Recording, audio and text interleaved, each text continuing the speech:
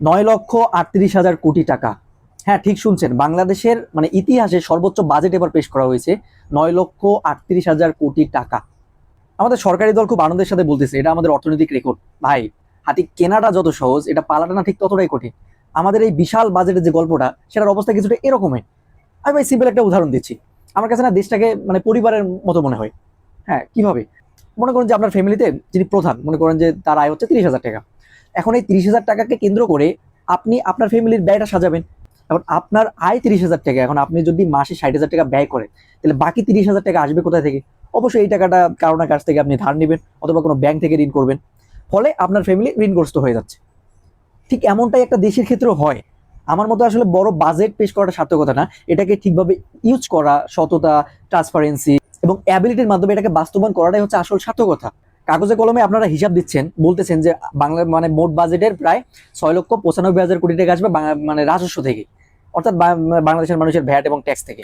আচ্ছা, আপনারা বুকে হাত রেখে বলুন তো, এই বাংলাদেশের বর্তমান অর্থনৈতিক পরিস্থিতি বিবেচনায় এই পরিমাণ রাজস্ব আদায় করা সম্ভব? যেখানে কিনা বাংলাদেশ দক্ষিণ এশিয়ার কর এবং জিডিপিতে সর্বনিম্ন একটা দেশ, সর্বনিম্ন অবস্থান বাংলাদেশের। আচ্ছা, ধরে নিলাম ক্যারিসমেটিক ওয়েতে আপনারা এই রাজস্বটা আদায় করে ফেলেন, তারপরেও বাকি থাকতেছে 2,43,000 কোটি টাকা। এটা আসবে কোথায় থেকে? এখন এই টাকাটা আপনারা বিভিন্ন বিদেশি ব্যাংক অথবা দেশীয় ব্যাংকগুলো থেকে ঋণ নেবেন, দেশীয় ব্যাংকগুলোকে চাপ সৃষ্টি করবেন টাকা ছাপাইতে। ফলে কি হবে? দেখা যাচ্ছে দেশের মধ্যে মুদ্রাস্ফীতি বেড়ে যাবে। আর এই ঋণগুলো কার পকেট থেকে যাবে? এইগুলো টাকা আপনার আমার পকেট থেকে যাবে। এখন অনেকেই মনে করেন যে বাজেট যত বেশি হবে বাংলাদেশের ইকোনমিক্স মনে হয় ততটাই বৃদ্ধি পাবে। আসলে কি তাই? না ভাই, ঠিক উল্টোটা ঘটে। এতে করে মুদ্রাস্ফীতি দেখা যায়। এখন এখানে অনেকে বলতে পারেন যে ভাই, খালি নেগেটিভ কথাবার্তা বললেই হবে? বড় কিছু অর্জন করতে গেলে তো বড় স্বপ্ন দেখা দরকার। ভাই, আমাদের ইতিহাস থেকে শিখতে হবে। হ্যাঁ, এরকম অনেক দেশে আসে এই বিশাল বিশাল বাজেটের পেছনে ছুটতে গিয়ে তারা অর্থনৈতিকভাবে দেউলিয়া হয়ে গেছে। উদাহরণস্বরূপ শ্রীলঙ্কার কথা বলা যায়। শ্রীলঙ্কা একটা সময় তাদের অভ্যন্তরীণ সক্ষমতা বা রাজস্বের কথা চিন্তা না করে তাদের দেশে হ্যাঁ বিশাল বিশাল বাজেট, বিশাল বিশাল মেগা প্রকল্প বাস্তবায়নের চেষ্টা করে। ফলে তা দেখা যাচ্ছে তাদের বৈদেশিক ঋণের সংখ্যা বৃদ্ধি পায়। ফলে এক পর্যায়ে এই ঋণের কারণে দেশটা অর্থনৈতিকভাবে দেউলিয়া মানে দেউলিয়া হয়ে যায়। একইভাবে আপনারা ভেনেজুয়েলার দিকে তাকান। ভেনেজুয়েলায় একটা সময় হচ্ছে দেশের ভিতরে টাকা ছাপানো শুরু করে তাদের বাজেটকে বেশি করানোর জন্য।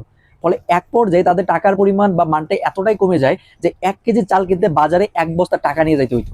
তাহলে জিনিসটা কতটা প্রবলেমেটিক একবার চিন্তা করুন। সুতরাং বড় বাজেট আসলে কোনো ক্রেডিট না যদি আপনার আয় করার সক্ষমতাটা না থাকে। আমার মতে এইসব বিশাল বিশাল বাজেটের পরিবর্তে যেটা সবচেয়ে জরুরি সেটা হচ্ছে অপচয় কমানো, দুর্নীতি কমানো, সাধারণ মানুষের জীবনযাত্রার যে ব্যয় সেটা কমানো। আমরা ভাই এরকম মানে বেঘা বিশাল বিশাল বাজেট চাই না, আমরা একটা বাস্তবসম্মত বাজেট চাই, যেটার মাধ্যমে বাংলাদেশের মানুষ আসলে ঋণগ্রস্ত হবে না।